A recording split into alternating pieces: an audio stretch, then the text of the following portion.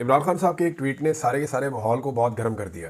ये ट्वीट उन्होंने क्यों किया, इसके ऊपर पाकिस्तान तहरीक इंसाफ की क़यादत भी स्टेटमेंट्स दे रही है और इसके ऊपर जो हुकूमती लोग हैं वो भी ये कह रहे हैं कि इतना सख्त ट्वीट आने के बाद मुज़ाकरात का मुस्तकबिल क्या होगा। इमरान खान साहब की कोई असेसमेंट है वो मैं आपके साथ शेयर करूँगा, लेकिन पहले मैंने पिछले वीलॉग में आपसे कहा था कि हमारे कुछ सहाफ़ी दोस्त हैं, अब वो ये बार बार शिकवा करते हैं, उन्हें एतराज़ है कि सोशल मीडिया पर पाकिस्तानी अवाम उन पर तनकीद क्यों करती है। यानी उन्हें माफिया कहा जाता है, मीडिया का माफिया, बुग़्ज़ी कहा जाता है, मुनाफिक कहा जाता है, लफाफाखोर कहा जाता है। हमारे लोगों को 2 नंबर और बैरूपिया क्यों कहा जाता है। हर सहाफ़ी के हवाले से, यानी चंद सहाफ़ी तो ऐसे हैं जिनके बारे में बाकायदा लोगों ने अपनी एक राय बनाई हुई है, ये अलकाबात सहाफ़ियों को क्यों दिए जाते हैं। देखिए, हमारे यहाँ पे पाकिस्तान में एक ट्रेंड था कि सहाफ़ी जो हैं उनको कोई कुछ नहीं कह सकता, तो वो जिसको जो मर्जी कहे। तो यहाँ पे ये भी एक ट्रेंड था कि जो पॉलिटिकल लोग हैं, पॉलिटिकल एलीट है, वो एक दूसरे के साथ सियासत खेलते थे।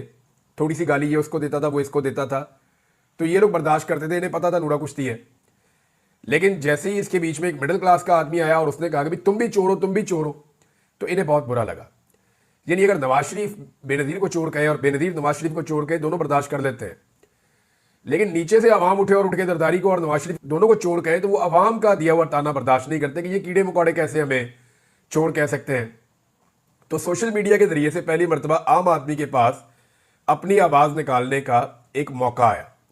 ये गली मोहल्लों में लोग कहते थे, चौकों चौराहों में कहते थे, लेकिन मुंह तक ये बात नहीं पहुंचती थी। अब हुआ ये है कि उनके मुंह तक ये बात पहुंच जाती है सोशल मीडिया के जरिए से, तो उन्हें तकलीफ हो रही है कि ये कीड़े मकोड़े, ये कमज़ोर लोग, ये कैसे हमारे खिलाफ जो है वो तनकीद कर सकते हैं या हमारे ऊपर उंगली उठा सकते हैं। यही कुछ पाकिस्तान के मीडिया के साथ भी हो रहा है। मैं कुछ हकायक आपके सामने रखता हूँ, शायद मीडिया को समझ आ जाए कि दुनिया बदल गई है और मीडिया के हमारे लोग जो हैं वो खुद को बदल नहीं पाए। मैं चंद चीज़ें आपको बताता हूं कि इमरान खान के दौर में मीडिया मुखालिफ कानून बनाने का जब सिर्फ जिक्र हुआ था तो कैंप लग गए थे सहाफ़ियों के और एहतजाज शुरू हो गए थे और बहुत आवाज़ उठाई गई थी कि जनाब ये कानून हम नहीं बनने देंगे। आज इमरान खान साहब का दौर जाने के बाद वो कवानीन बन गए हैं, उन पर अमल दरामद हो रहा है, सहाफ़ियों को बहुत तकलीफ दी जा रही है, लेकिन कोई आवाज़ नहीं उठ रहा। तो ये पाकिस्तानी देख रहे हैं ना। सहाफ़ी चंद घंटों के लिए लापता हुए इमरान खान साहब के दौर में तो सुप्रीम कोर्ट तक मामला चले गए, जो अभी तक केसेस चल रहे हैं, रोला पड़ा हुआ है और इमरान खान साहब की हुकूमत को उसके लिए कसूरवार करार दिया गया। अब इस दौर में लंबे अरसे तक जबरी गुमशुदगियाँ हुई, लेकिन कोई आवाज़ नहीं उठी, बल्कि हमारे तलत हुसैन साहब और इन जैसे कई और सहाफ़ियों ने उल्टा विक्टिम ब्लेमिंग की और कई लोगों ने तो इसमें भी नवाज शरीफ की मदह सराई कर दी कि जनाब नवाज शरीफ इतने अच्छे हैं कि कोई बंदा अगर 4 महीने गायब हुआ है तो जनाब वो देखे ना, वो 4 साल भी गायब हो सकता था, तो मियाँ साहब बहुत अच्छे हैं। यानी इस किस्म की अजीब हरकतें पाकिस्तान के सहाफ़ियों ने की, तो लोगों से फिर वो क्या उम्मीद रखेंगे। महंगाई जब बहुत कम थी इमरान खान साहब के दौर में तो पाकिस्तान का मीडिया बहुत ज़्यादा दिखाता था। आज जब महंगाई बहुत ज़्यादा है तो पाकिस्तान का मीडिया उस पर बात ही नहीं करता, कवरेज बिल्कुल सिरे से गायब है। धांधली जब इमरान खान साहब के दौर में बात की जाती थी तो हुआ यह था कि जो जीते हुए बंदे थे वो पीटीआई के अंदर शामिल हुए थे और कहा जाता था ये एस्टेब्लिशमेंट इसमें रोल प्ले कर रही है। और दूसरा, कराची के अंदर कहा जाता है कि पाकिस्तान तहरीक इंसाफ को कुछ सीटें जितवाई गई, लेकिन सेंट्रल पंजाब में तहरीक इंसाफ की सीटें छीनी गई। इसके बहुत सारे गवाह मौजूद हैं। तो ये कहा जाता था कि धांधली और हर इलेक्शन में 19-20 तो एस्टेब्लिशमेंट करती है। तो उसके ऊपर जमीन आसमान के कलाबे मिला दिए जिन सहाफ़ियों ने। वो अभी जो फार्म 47 वाली जाली वारदात हुई है, पूरे पाकिस्तान के अंदर इलेक्शन का नक्शा बदल दिया है, बेड़ा गर्क कर दिया गया अरबों रुपए में कराए जाने वाले इलेक्शन का। इसके ऊपर वो सहाफ़ी चूं तक नहीं करते। तो आम देख रही है कि सारी दुनिया को पता है पाकिस्तान में धांधली हुई है, लेकिन पाकिस्तान की मीडिया को सांप सूंघा हुआ है। अब कैप्टन सफदर का दरवाजा टूटता है कराची में, मरियम नवाज उनके साथ मौजूद होती है। कैप्टन सफदर को गिरफ्तार करना मकसद होता है। तो इस मामले को लेकर, और एक मामला और था, फरियाल तालपुर को रात के वक्त जेल में शिफ्ट किया गया था। जमीन आसमान के कलाबे मिलाए गए और इसको जुल्म अजीम करार दिया गया। मगर आज आपके सामने कि चादर चार दीवारी का तकद्दुस पामाल होता है, खवातीन की रिकॉर्ड गिरफ्तारियां होती हैं, सड़कों पर औरतों को घसीटा और मारा जाता है, बच्चों के ऊपर टॉर्चर किया जाता है, खवातीन को अगवा किया जाता है, लेकिन इसके ऊपर किसी किस्म की कोई आवाज़ नहीं उठाता। मीडिया बिल्कुल चुप है, इसको जुल्म करार नहीं देते। नवाज शरीफ अपने प्लेटलेट्स गिराकर मुल्क से निकल गया तो वो इनकलाबी लीडर करार दिया गया पाकिस्तान की मीडिया की जानिब से। इमरान खान जेल में सख्त तरीन हालात का सामना कर रहा है, लेकिन उसे भगौड़ा और बुज़दिल कहते हैं कि लेट गया। तो फिर इसीलिए तो गुस्सा करते हैं पाकिस्तान के लोग कि आपकी मुनाफकत है, आपकी दोहरी पॉलिसी है। अब नून लीग और पीपल्स पार्टी और फजलुर रहमान को एहतजाज के लिए इमरान खान साहब जब फ्री हैंड देते थे कि आ जाओ जितना मर्जी एहतजाज करो, तो उस वक्त की हुकूमत जालिम थी। और आज कंटेनर ही कंटेनर लग जाते हैं, आंसू गैस है, तशद्दुद है, गिरफ्तारियां हैं, गोलियां हैं, लोगों को मार दिया गया, जबरी गुमशुदगियां कर दी गई, लेकिन फिर भी ये हुकूमत मजलूम है। तो ये जो एक दोहरा म्यार है पाकिस्तान की मीडिया का, ये भी वजह बनता है। 6% की तरक्की इमरान खान साहब के दौर में हो तो मीशत बहुत खराब है, आज 1% तक भी पहुंचना मुश्किल हो तो मीशत बहुत अच्छी है। नून लीग जजों का नाम लेकर गालियां दे, उनके पुतले जलाए और उनके साथ बाकी पार्टियां भी खड़ी हों तो वो जायज़ है। इमरान खान सिर्फ नाइंसाफी की निशानदेही करे तो तौहीन अदालत भी है और मुजरिम भी है, और ये पाकिस्तान का मीडिया कर रहा है। नवाज शरीफ या जरदारी के खिलाफ 1 या 2 मुकदमे हो जाएं तो जुल्म का पहाड़ टूट जाता था। इमरान खान पर मुकदमात की डबल सेंचुरी होने वाली है और मीडिया ऐसे शो करता है जैसे कुछ हुआ ही नहीं। यानी आज भी मरियम नवाज से सवाल पूछना औरत की तौहीन है, जबकि यास्मीन राशिद को बेगुनाह जेल में रखना, उनकी सीट छीनना, यह बिल्कुल जायज है। एजाज चौधरी को एक बार भी सेनेट के इजलास में नहीं आने दिया गया गुज़िश्ता 2.5 साल में, इस पर कोई आवाज नहीं उठी। मुल्क की मईशत और अमन अमान को मुकम्मल बर्बाद करने के बावजूद मौजूदा रजीम बड़ा मोहतरम है आपकी नज़र में, तो इस मुनाफकत और 2 नंबरी की वजह से लोग आप पर एतबार नहीं करते और ना आपको पसंद करते हैं, बल्कि आपके खिलाफ आवाज उठाते हैं। ये पाकिस्तान के मीडिया को बात समझनी पड़ेगी। उन्हें यह लगता है कि शायद लोग ज्यादती कर रहे हैं, नहीं, लोग जो आप लोग लगातार ज्यादती कर रहे हैं उसके ऊपर रद्द-ए-अमल दे रहे हैं, तो लोगों का रद्द-ए-अमल ऐसे ही होता है। ये पहले चौकों चौराहों में, गली मोहल्लों में होता था, अब वही डिस्कशन सोशल मीडिया पे आ गई है तो आपको बुरी लग रही है। अब नाज़रीन आ जाए इमरान खान साहब की असेसमेंट के ऊपर। देखें, जो पॉलिटिकल असेसमेंट है या सियासी हालात का अंदाजा है, मेरे ख्याल में वो गुज़िश्ता चंद सालों में इमरान खान से बेहतर किसी ने नहीं लगाया था। इमरान खान साहब ने पूरे सिस्टम को बेनकाब कर दिया। बड़ा टाइमली उन्होंने बताया कि जनाब ये अमेरिकन साइफर आया हुआ, मेरी हुकूमत गिरने वाली है और मेरे साथ ये ज्यादती करने वाले हैं, तो सारी दुनिया को पता चल गया कि होने क्या वाला है। इमरान खान साहब ने जितनी भी पेशन गोइयां की है वो दुरुस्त साबित हुई है, चाहे वो लंदन प्लान हो, चाहे वो 8 फरवरी का इलेक्शन हो, चाहे मईशत की तबाही हो, चाहे नूरा कुश्ती का दावा हो कि ये नूरा कुश्ती कर रहे हैं फिर इकट्ठे हो जाएंगे, अदलिया पर वार हो, आईनी तरमीम का मामला होगी, अदलिया को भी काबू कर लेंगे और आईनी तरमीम करवा लेंगे। ये सारा कुछ जो कुछ इमरान खान साहब ने कहा, हमने वो सारा कुछ होता हुआ देखा पाकिस्तान में। तो इसका मतलब है कि उनकी पॉलिटिकल असेसमेंट ठीक थी। अब इमरान खान साहब ने एकदम सख्त तरीन बयान क्यों दिया है जो उनके ट्विटर के ऊपर आया, हालांकि उनकी पार्टी के लोगों ने उसको शेयर नहीं किया। इमरान खान साहब जितना मर्जी सख्त बयान दें और जितनी मर्जी सख्त बात कहें, जितनी मर्जी तकलीफ बर्दाश्त करें, जब तक कि उनकी पार्टी उनके साथ खड़ी नहीं होती तब तक एस्टेब्लिशमेंट के लिए कोई प्रॉब्लम नहीं है। देखिए ना, 3 चीजें हैं इमरान खान के पास। एक, इमरान खान खुद वो लीडर है, वो एक सिमत का तयन करते हैं कि इस तरफ हमें चलना है। दूसरा, इमरान खान की अवाम, वो इमरान खान के साथ खड़ी है। तो इमरान खान और अवाम तो एक तरफ खड़े हैं, लेकिन पाकिस्तान तहरीक इंसाफ की जो क़यादत है उनमें अक्सरियत इमरान खान के साथ नहीं खड़ी और वो इमरान खान के बयानिए का बोझ नहीं उठा सकते।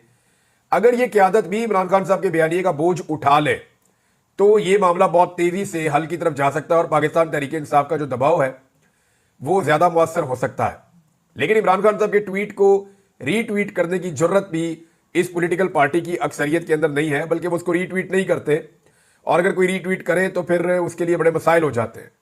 तो अवाम तो करती है, अवाम तो हजारों की तादाद में करती है, लेकिन पार्टी के अंदर से जो अक्सरियत है, अगर अक्सरियत कहूं तो मैं 95% लोग जो हैं वो इमरान खान साहब के बयानिए का बोझ नहीं उठा पा रहे, जो इमरान खान की वजह से इक्तदार में बैठे या इमरान खान की वजह से वो असेंबलियों में पहुंचे या सेनेट में पहुंचे, तो उनको सारा कुछ जो भी मिला वो इमरान खान की मकबूलियत की वजह से मिला है। इमरान खान को हुकूमत की संजीदगी का अंदाजा हो गया है और इसमें जो सबसे इंपॉर्टेंट बात है वो ये है कि उनकी मुलाकात नहीं करवाई जा रही।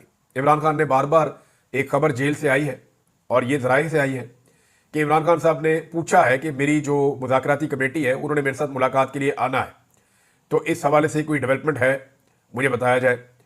तो इमरान खान साहब को इंतजार है कि उनकी जो मुज़ाकराती कमेटी है वो उनके साथ आकर मिलती है ताकि वो उन्हें मुस्तकबिल का लायाबल दे।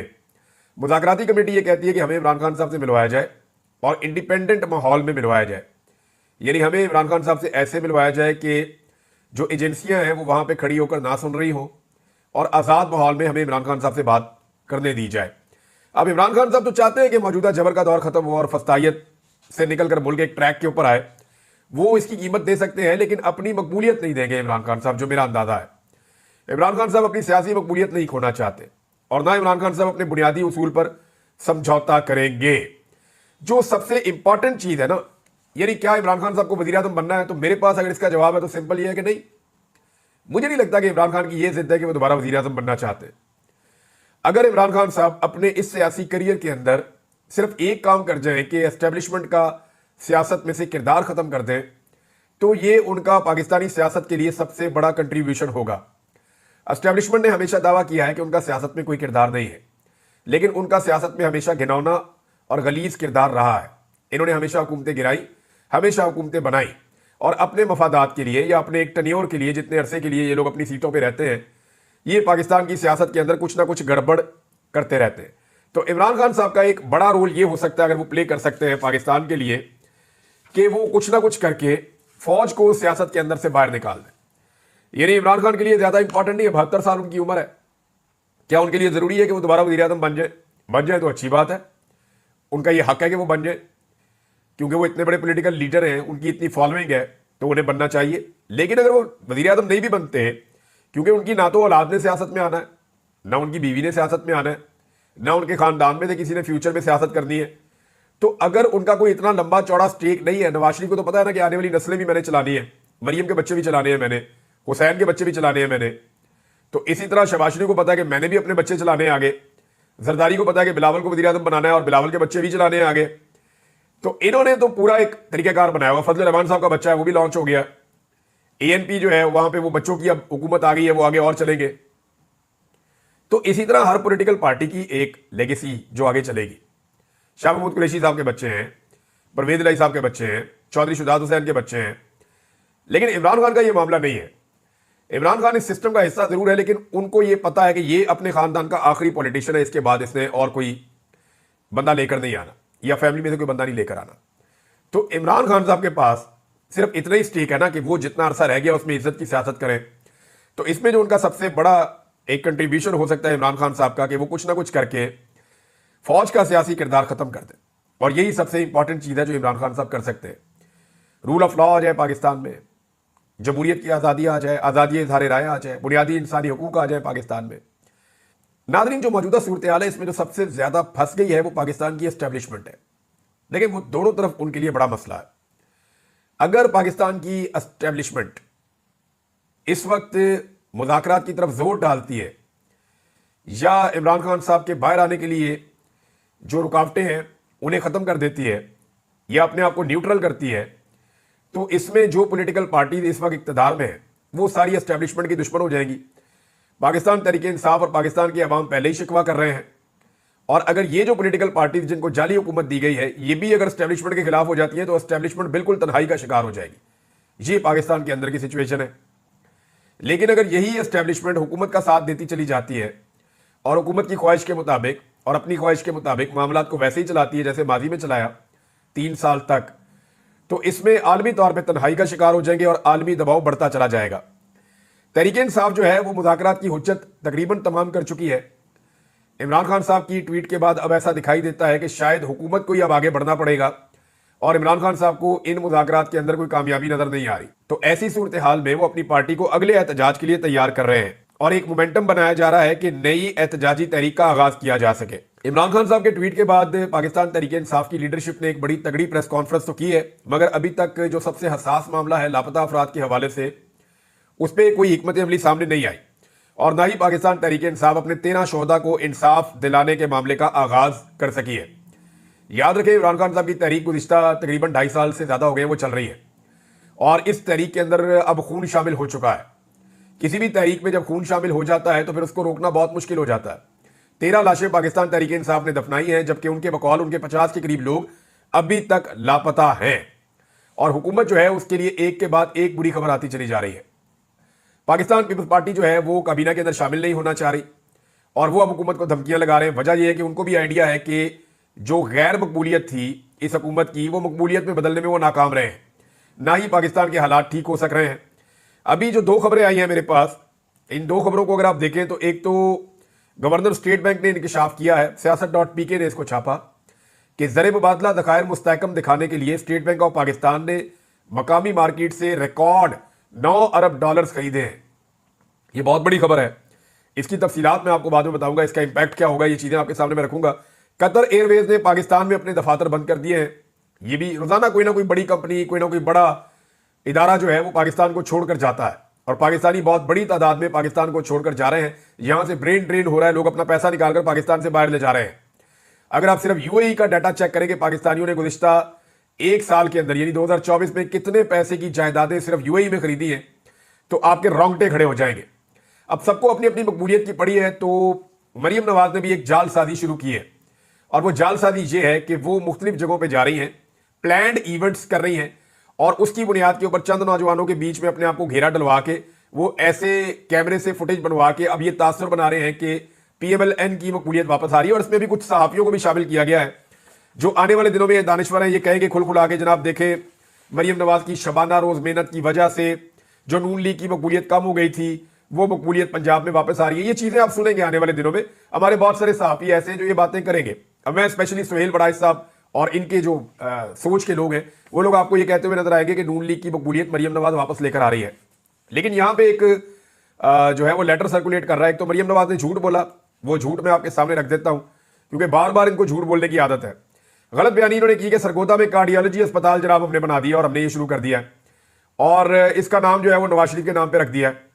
लेकिन जो हकीकत है वो ये है कि 2022 में चौधरी परवेज लाई ने कार्डियोलॉजी अस्पताल सरगोदा का आगाज किया था पाकिस्तान तहरीके इंसाफ के दौर में 2022 के इख्तिताम से पहले।